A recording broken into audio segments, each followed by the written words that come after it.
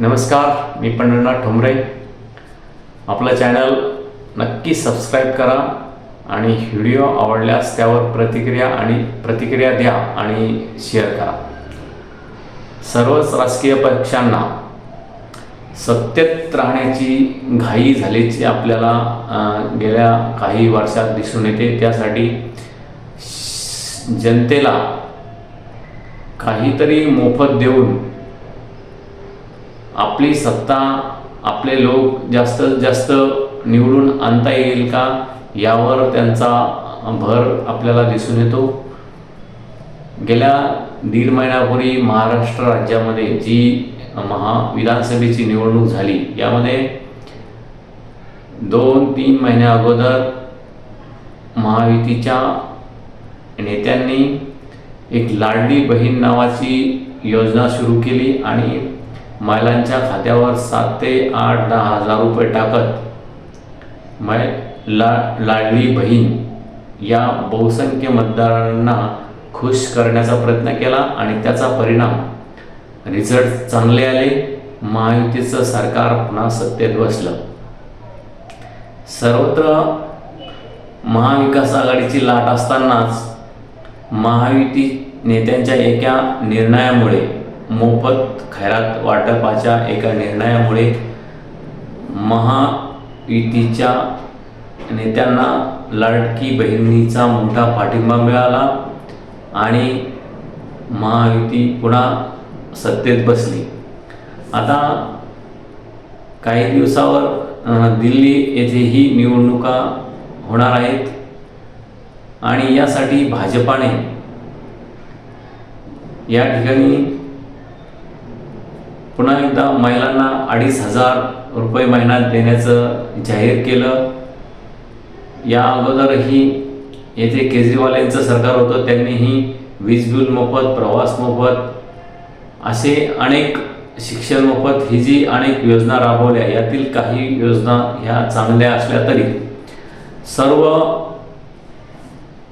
मोफत देण्याचं जे सरकारचं धोरण आहे ते देशाला, राज्याला मागात पडू शकतं का, असा एक विषय होऊ शकतो, असा एक प्रश्न उपस्थित केला जातोय.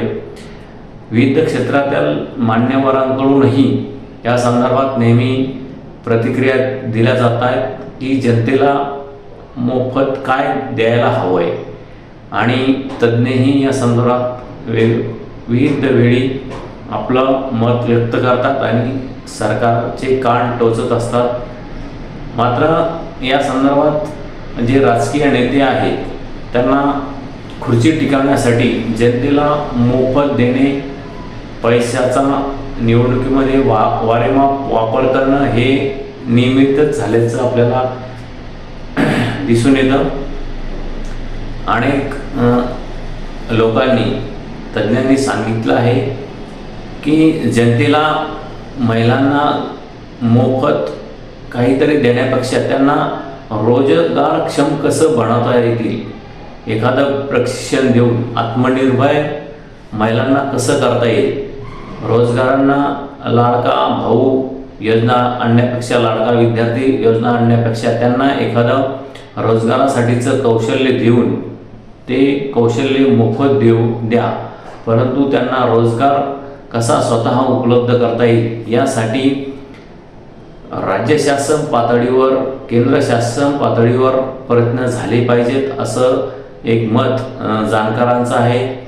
ज्येष्ठ समाजसेवक प्रकाश आमटे यांनीही या संदर्भात आपलं मत व्यक्त केलं. त्यांनी सांगितलं, महिलांना ही जी लाडकी बहीण योजना राज्य शासनाने चालू केलेली आहे, या संदर्भात महिलांना आत्मनिर्भर करण्यासाठी, स्वतःच्या पायावर उभे राहण्यासाठी काही स्किल महिलांना शिकवता येतील का, यावर राज्य शासनाने भर दिला पाहिजे. मोफत दिल्यास महिला ह्या सरकारावर, विद्यार्थी, युवक हा सरकारवर अवलंबून राहील आणि ते देशाच्या अर्थव्यवस्थेला बाधक ठरेल. ही मोफत योजनेमध्ये हजारो कोटीचा निधी हा वाटप करण्यासाठी लागतो. त्यामुळे भारतीय आणि देशाच्या तिजोरीवर आणि राज्याच्या तिजोरीवर याचा एक मोठा बोजा पडतो आणि अर्थव्यवस्थेचं यामुळे मरण होतं. नेत्याचं मोफतचं धोरण आणि अर्थव्यवस्थेचं मरण असं एक बोललं जातं.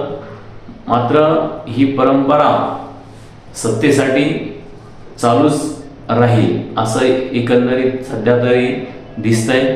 कारण विरोधी पक्ष ही सत्ताधाऱ्यांचं पाऊल आमचंही सरकार आल्यास आम्ही तुमच्यापेक्षा जास्तीचा निधी लाडकी बहीणला देऊ, शेतकऱ्यांना मोफत वीज देऊ, मोफत कर्ज माफ करू, ह्या ज्या मोफतच्या योजना आहेत त्या सत्तेसाठीच केल्या जातात आणि ती आश्वासनं सत्तेत आल्यानंतर पाळलेही जात नाही असं एक आतापर्यंतचा आपल्याला दिसून येतं.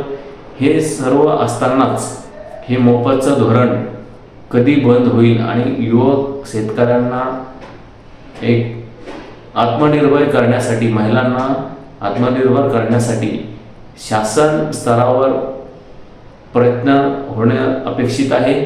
तुमची ही प्रतिक्रिया नक्की यावर कळवा आणि आपलं चॅनल सबस्क्राईब करा. हे नेत्यांचं, राजकीय नेत्यांचं, राजकीय पक्षाचं जे मोफतचं धोरण आहे ते आपल्या राज्याला आणि देशाला परवडणारे आहे का यावर नक्की प्रतिक्रिया कळवा आणि व्हिडिओ आवडल्यास शेअर करा आणि नक्की लाईक करा ही विनंती करतो आणि थांबतो.